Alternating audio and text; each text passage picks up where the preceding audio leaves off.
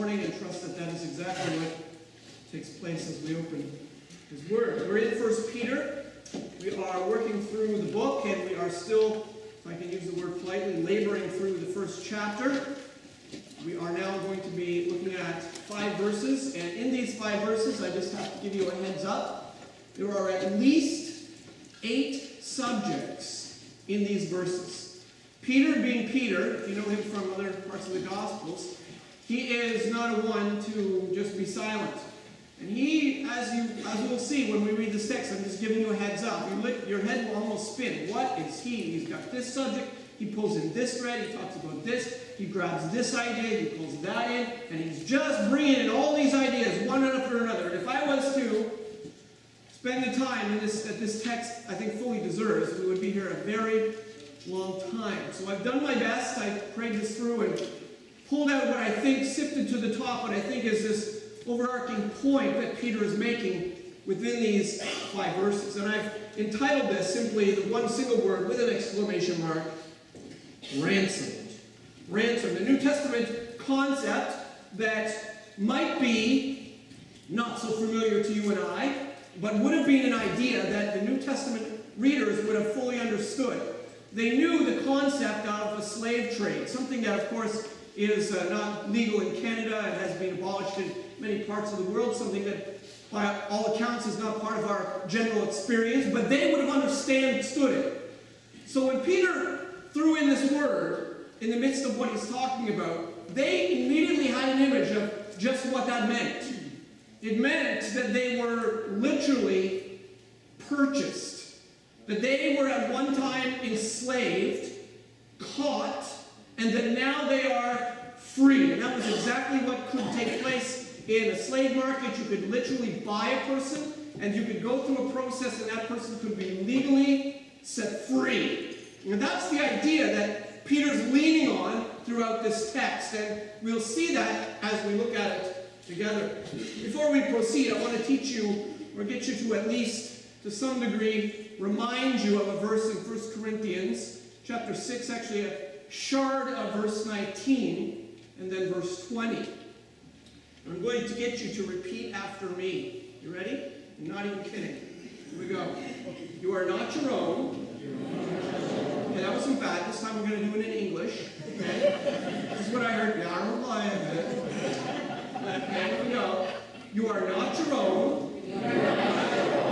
You are not your own.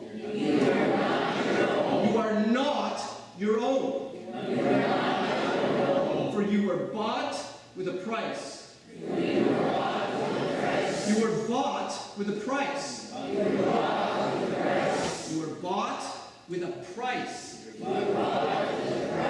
You are not your own, for you were bought with a price.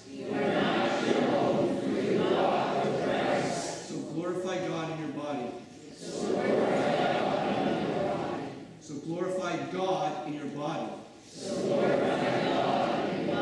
So glorify God in your body. Here we go. You are not your own, for you were bought with a price. So glorify God in your body. You are not your own, for you were bought with a price. So glorify God in your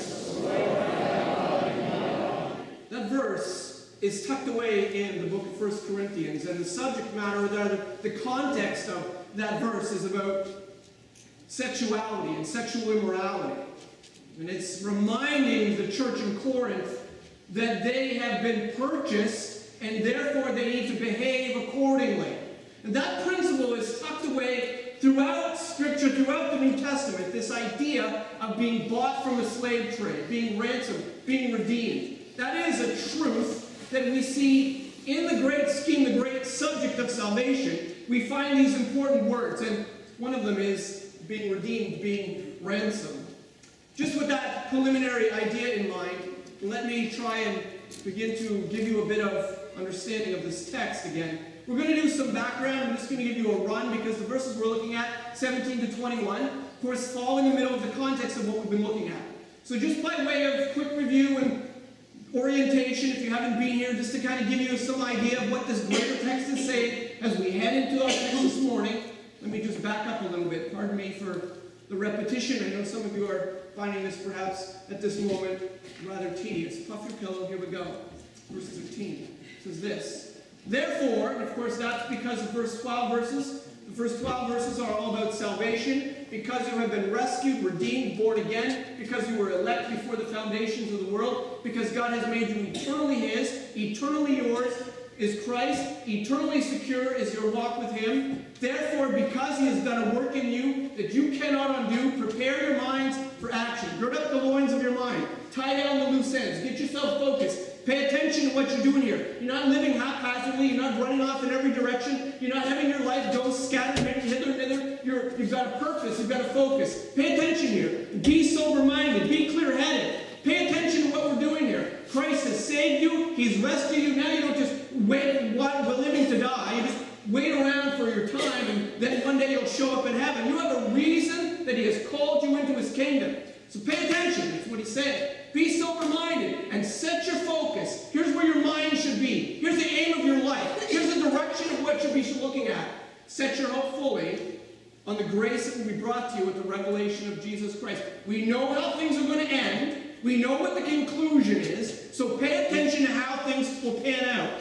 Get your focus on how things will end. The world has no idea what's going on. You watch the news, they're trying to explain to you, they can tell you what's happening, but they don't know the big picture. They don't know why there's wars and rumors of wars and all the things going on. We don't understand all of it, but we do know what happens in the end. We know the end, and that's where we're headed. Christ will return. The books will be open. Live with a focus in mind of where your life is going. That's what He's telling you. Pay attention. As obedient children, because you've been rescued, because you've been given a new direction, as obedient children, do not be conformed to the passions of your former ignorance. Don't be going backwards. Don't be doing those old things. As He who called you is holy, be holy in all your conduct. Why should you be holy? Since it is written, you shall be holy because I am holy. And if a holy God has called you into His family, then by virtue of being a part of God's family, you would expect that His children would behave as their Father would behave. And He will discipline you if you don't, and He will shake you up, and He's working in your life and causing pain and trouble and sparks and all kinds of heat to bring you to a place of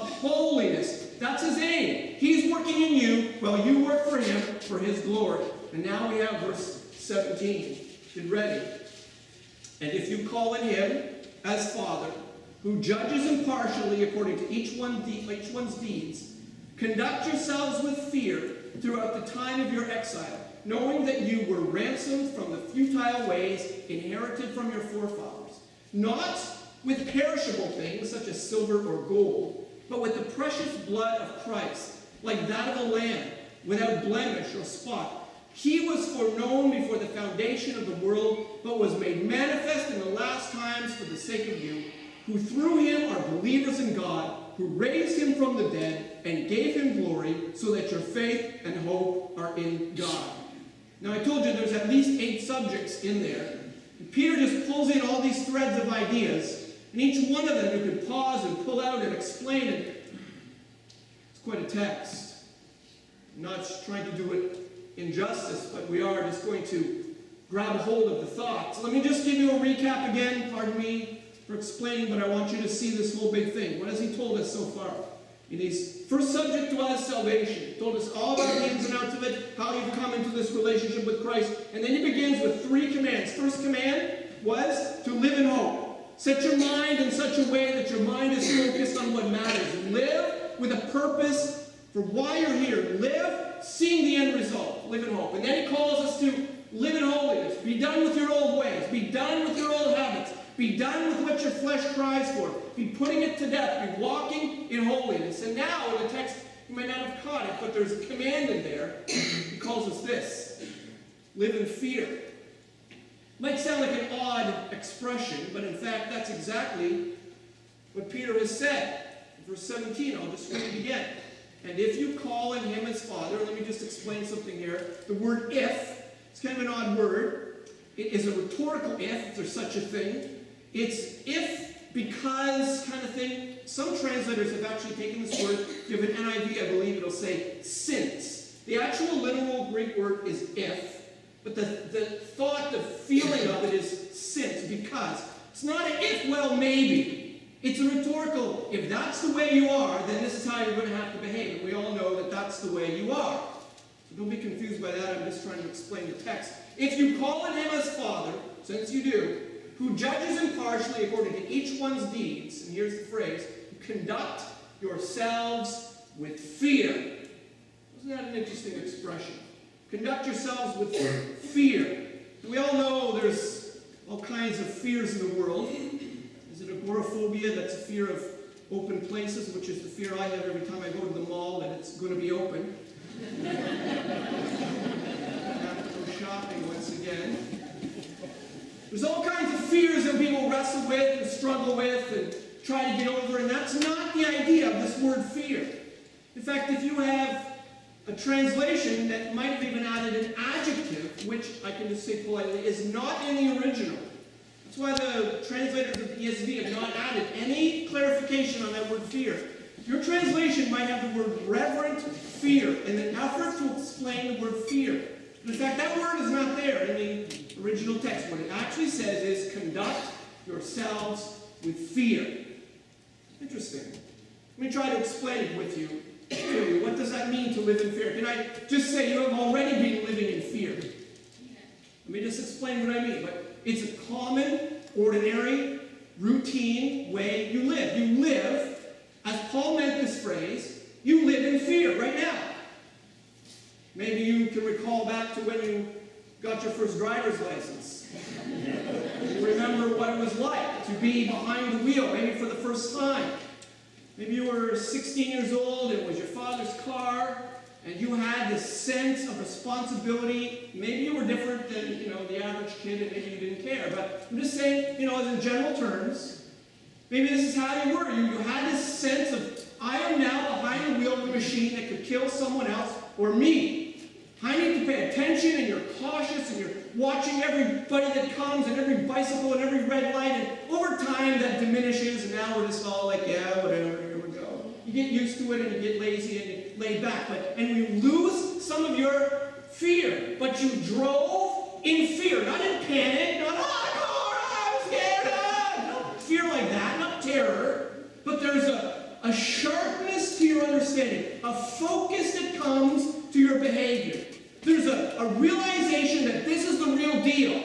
I better pay attention here. I need to stay frosty and alert. Maybe you were told as a child not to run with scissors.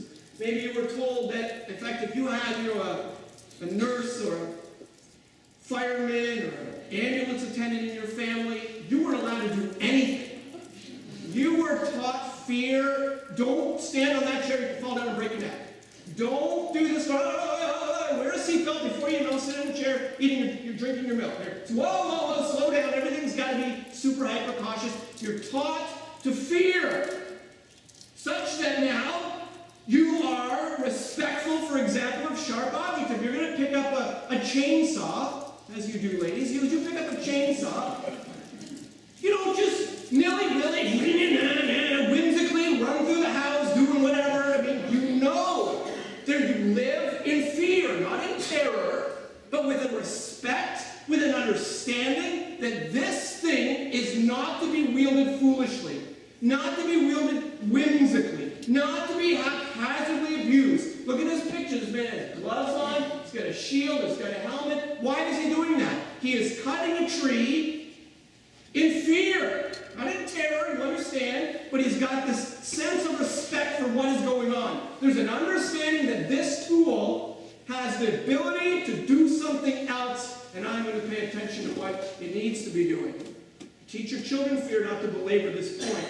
But if you have a wood stove or a fireplace, you have little ones in your home, you train them at 2 years old when they're toddling around. And what happens eventually as they grow up? You don't even think about it. They have learned to fear. They have learned to live in respect of that wood stove. You never dream that a 10-year-old is going to be sitting on top of it tying their shoe because they learned when they were 2 that is a dangerous thing. And now you just carry on and go about your business and live in fear. That's what you live in. You live in a constant state of respecting the environment around you and the harm that it can bring you. And you focus, you pay attention to that. That's all he means. Conduct your lives in fear. We're already doing that in an earthly way. He's calling us to do that in a spiritual way. That's the command. Set your hope on things above. Set your hope on the coming of Christ. Live in holiness and conduct your lives with a frosty spiritual attitude. Pay attention. Live in fear, because why would you live in fear? Now that's a curious question. What is he talking about? Well, I have a list. It's not an exhaustive list. Let me give you some ideas of what he's saying to us. Live in fear that God judges impartially, as he said in that text, in that verse. Live in fear that you know that your life counts, that your life will be weighed, that the things you do in the body matter, that you can't just whimsically go off nilly-willy doing whatever you want to do. Oh, live it however you want to live. Oh, grace is cheap. I've invited Jesus into my heart. I'm good to go. Let me just go, live how I want to live, do what I want to do. No, you live in a fear. You live in an understanding that your life stands before a holy God, that you will be held accountable for the way you behave and the way you live. You will be held accountable for the way that things that you have done in his name. He will weigh your life against his standard, and he will look to see what you have given for his glory. Did you commit your life to him? Did you commit your finances to him? Did you commit your time to him? Did you commit surrender your life to him? Were you used of him, or were you just living your life selfishly? You live in a state of an understanding, an awareness that you are going to be judged impartially. You live in fear. Conduct yourself with an understanding of what's going on and what the big picture is. Live in fear. Fear of the power of sin in your own life. Maybe you can appreciate the grip that sin can have. And you can remember those times, those habits you had. That filthy mouth, or keeping your eyes away from places that shouldn't look, or whatever the case. Greedy hands and a greedy heart, and whatever you find your heart wrestles in, it's constantly being drawn back to. Constantly your flesh is tugging at your heart. And you live in fear of the way that sin can grab a hold of you. And you live with a sense of, I need to be careful where I go. I need to be careful what I look. I can't be watching that television show because it puts ideas in my head. I can't be going to this, 7-Eleven because there's a rack there that makes my... I can't be going. I need to conduct my life in fear. I know what sin will do. If I give it an inch, it'll squish me flat. And I'm trying to walk in holiness. Conduct your life in fear. Live in the fear of the power of sin. Live in the fear of the corruption that sin destroys, that sin ruins. This is something that often only comes to your mind too late, after you've already decided that you've been fooled enough into temptation, and you've already decided to taste of something that you shouldn't be touching, and now you've got a hold of it, and now you realize, oh, look what I've done. And then I've ruined my own walk with God. I've ruined my family. I've been a bad example to my children. I am ruining everything that I have tried to build up in my own life. Sin destroys. It is a cancer, a spiritual cancer. And there's a sense in which a believer is just afraid of it. There is a fear that is a healthy respect for where it needs to stay. Fear the corruption sin ruins. Fear that your heart might wander. Fear that you might not make it to the end. Fear that you'd be living in a way that would bear testimony to others that you are not his. Fear. Fear, fear, fear. Live in fear. Are you not doing that to some respect already now? That is the call. That is the way that believers conduct their lives. Your mind is focused on the end result. Focused on Christ. And all of your time and efforts are moving towards the fact that you are going, one day Christ will return, and one day the only thing that matters is what you've done for him. And you live with a focus of that, and you live your life now with a spirit of holiness, wanting nothing to do with anything that will defile you, wanting nothing but a pure heart and a clean conscience, and living with a constant desire to live like that, to shield out anything that will keep you from reaching that goal. To live and conduct yourselves in fear. Why do you have to live like that? Why are you called to live in fear? The verse tells us. Conduct yourselves with fear throughout the time of your exile. That's obviously one of the phrases of our text of this book where we get the idea of living as foreigners. Fear throughout the time of your exile, knowing that you were, there's our word, ransomed. Why do you live like that? Why does it matter? Why do you go to all that work? I'll tell you why, Peter says. Because you are not your own. You were bought with a price. Therefore, glorify God in your body. Peter says to quote Paul. Pardon me for slipping that in there. That's what he's saying. You were ransomed. I don't need to explain the word ransom. We've already touched on it. You know how this goes. Sometimes maybe you like to swim and open your dryer. There's a note. We have your sock. That'll explain everything right there.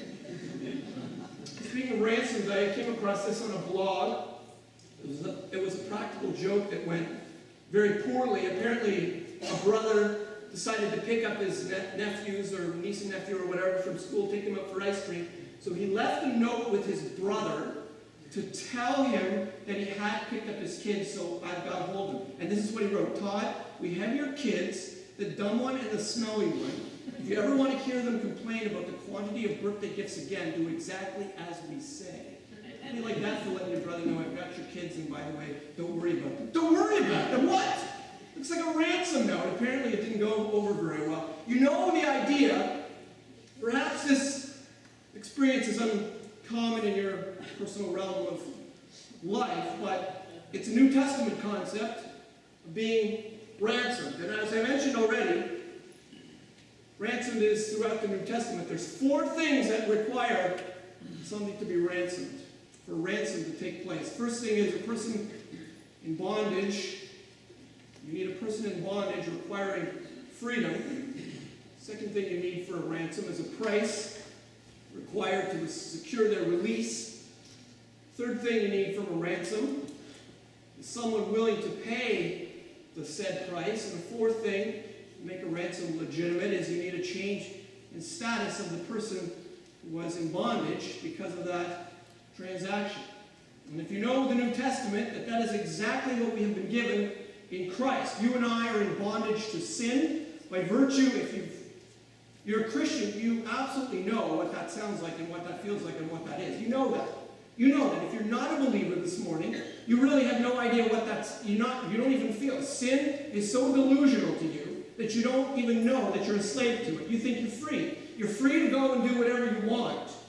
But you're really a slave to your own passions and your own desires. You are a slave. You can't do what you want. You can't not sin. You can't not want that next drink. You can't not want to be greedy and chase after these things. You can't not want to chase down your lusts. You cannot be free. You are not free. You are a slave to sin. And the believer is the person who recognizes and realizes that, and Christ has done everything necessary to set you free. So now, why would it be that you would not conduct yourselves with fear of sin? Is what Peter says. Concept, of course, is an Old Testament one that was introduced well and truly in the beginning of the law. Something has to die to cover sin. Of course, you're well and truly familiar with the idea, if you know your Bible at all, of the animal sacrifices that took place. There were many innocent animals, if you will, to paint a picture of Christ. And of course, you know from Exodus chapter 12, this, in fact, I mentioned this a couple weeks ago, I believe, this well-known picture. So actually what happened in history, you know that the children of Israel were in slavery. They were enslaved in Egypt. And God had sent plagues to speak to Pharaoh's heart. The Egyptians worshipped a myriad of gods, and every one of the plagues was an attack on one of the gods. They worshipped the Nile. God said, fine, I'm going to turn the Nile to blood. Let me show you that I'm in charge of the Nile, not your gods. You can't make your gods do anything about this now.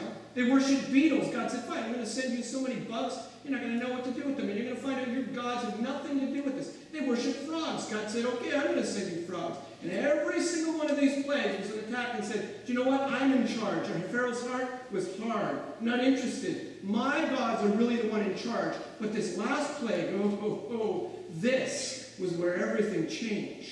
This was suddenly not something that could be explained by nature. This was not hail coming out of the sky because their God was a little bit angry at them.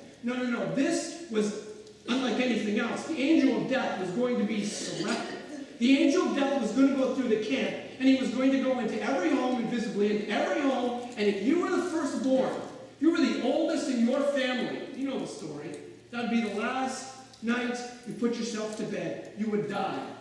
And when they woke in the morning and realized that there is a pattern here, that it is the oldest person, the firstborn, in every family, all the way down the street, that is not a fluke of nature. That is not an accident. That is a specific choosing. Wait a minute. And it would be the definitive nail in the coffin, if you will, and they would realize there is one true God. Now, you know the story all too well. So much so that we often take it for granted. You know what they were told to do? Exodus 12, verse 5. Lamb shall be without blemish. A male, a year old. What would they do with the lamb? Verse 7. Take some of the blood, put it on the two doorposts and on the lintel of the houses in which they eat it. That is, eat the lamb.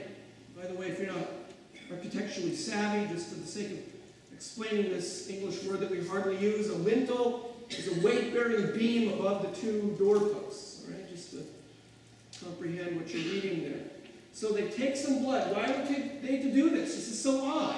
Verse 13, the blood shall be a sign for you on the houses where you are.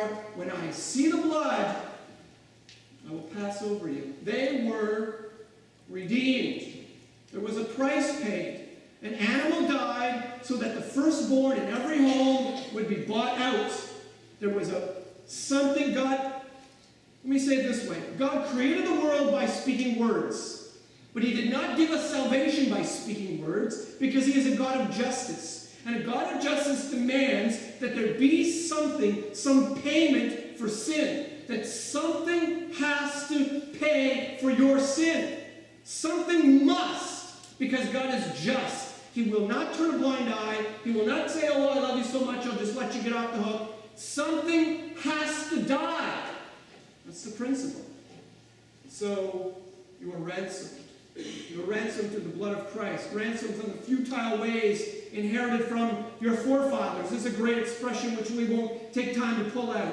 But you were ransomed from the emptiness, from the uselessness, from the pointlessness of all that you knew because of who you were. The pointlessness of just getting up in the morning and just going through the routine of life. Going to work and building up this big bank account so that you could retire one day, so that you could die and you could give it to the next person, who then they can just work their whole life until they can retire and build up this big bank account so they can retire and they can pass it on to the next person. How pointless is this? What is the use of any of it? Why are we here? And people are passing through life, passing down to their children. All that matters is get a good job, get a good education, need a big bank account, so one day you can retire, so when you die, you can pass it on to your kids. Wow, that's the point. It's really exciting. That's why we're here. We walk through this life all pointlessly, aimlessly, without any clue where we're going. Now in our culture, without any moral compass, no idea what's going on. Everybody's right. Everything's in chaos. And we're just doing our thing pointlessly, aimlessly, and you have been redeemed. You have been bought out of that. Why would you want anything to do with it? That's why you conduct your life in fear, constantly cautious. I do not want to go backwards. I don't want anything to do with that system. I want nothing to do with those old ways of life. I am living with a focus that is brand new. Ransomed from the futile, empty, pointless way inherited from your forefathers. You were ransomed not with perishable things, no human effort, nothing that you could bring, nothing in your own hands. It's a work entirely given to you from God. The precious blood of Christ. I just want to pause for a moment on that word precious. The precious, why does he add that adjective? I mean, it is a perfectly legitimate sentence, theologically sound to say you are ransomed, not with perishable things such as silver and gold, but with the blood of Christ. Why does he throw the adjective precious in there?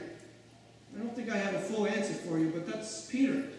Throwing in every idea and every thought he can possibly pack into just a few verses to give you every aspect and every subtle nuance of what we're talking about here. This precious blood, this is unique. Can I just almost be an aside here? I just want to remind you of something. This is a one-of-a-kind thing. This is the only place of forgiveness. This is the wellspring of life. This is what the world needs. This is all that they're looking for. I have no idea that they want. They'll reject him in their hearts. They'll put him to death in their spirit. They want nothing to do with Christ. And all the while, he has for them this truly precious thing. This cleansing that makes it give them a right standing before God, that without which they stand condemned, they stand unforgiven. It is a perfect, unique, one-of-a-kind, precious gift. And it was given to you, and you know of it. So why, Peter says, why?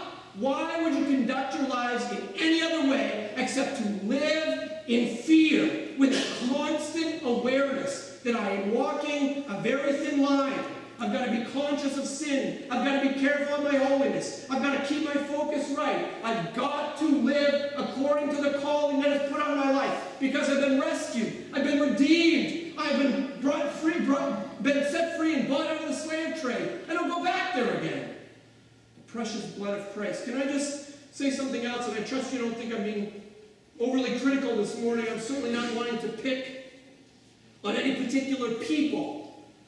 Let me just give you an example of something that you'll come to across all too often, and maybe it's just a poor example. This is some Roman Catholic theology. I'm not picking on Catholics this morning. I'm not picking on any individuals, but can I just say politely and for the record, I'm picking on Roman Catholic theology. Right? If you see a problem here, you let me know. This is a quote from Pope Benedict XV. Mary suffered with Christ and nearly died with him when he died. Thus she may rightly be said to have redeemed the human race along with Christ. What? What? Did you not read that this says the precious blood of Christ? We need nothing else.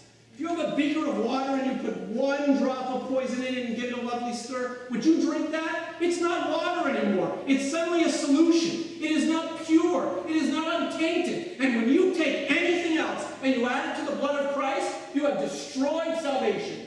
You can't add your works. You can't add anybody else. You can't add your own ideas. You can't add this and that. Nothing.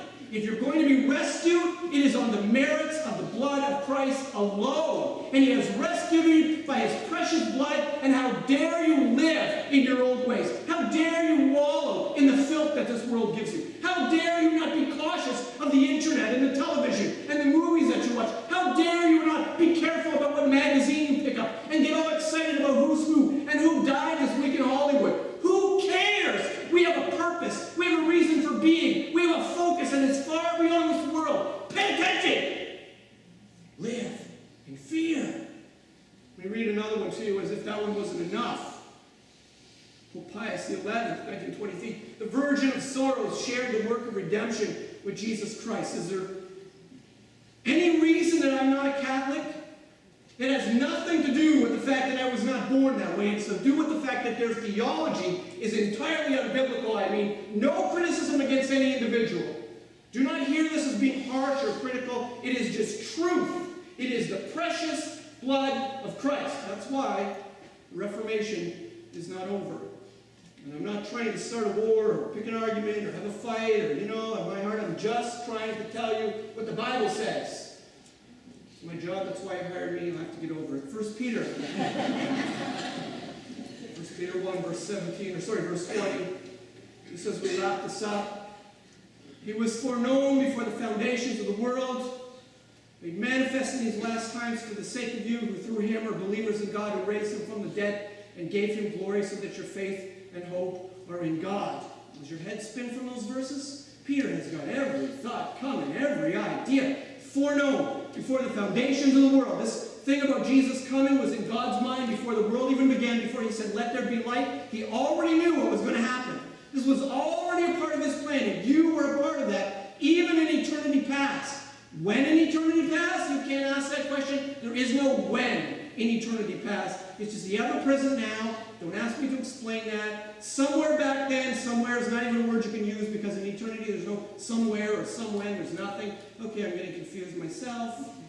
Before all things, God knew that this was going to happen, and what did he do? He manifests Christ in the last times. The last times, it's manifestation of Christ is talking about from Christmas all the way to his second coming. These are the last times. We're living in the last times. That's the last epoch. In biblical phrase, some people would argue that these are the last of the last times. That's not what I'm saying this morning, although you could argue that, and that's fine. But the last times are the times from the time of Christ's ascension to his second coming. And during these manifesting these last times, he was present for us, for the sake of you who through him are believers in God. Because of Christ, you believe in God. He raised him from the dead, gave him glory, so that you had evidence that this is not a fairy tale, this is not some religious idea, and because of that, your faith and hope are in God. So, quick run through those last verses, but what's Peter saying here? This is what he's saying here. You are not your own, for you were bought with a price. So glorify God in your body. Is that clear? Read it with me. Here we go. You are not your own, for you were bought with a price. So glorify God in your body. People, conduct yourselves in fear because you were ransomed and live as foreigners. Let's pray.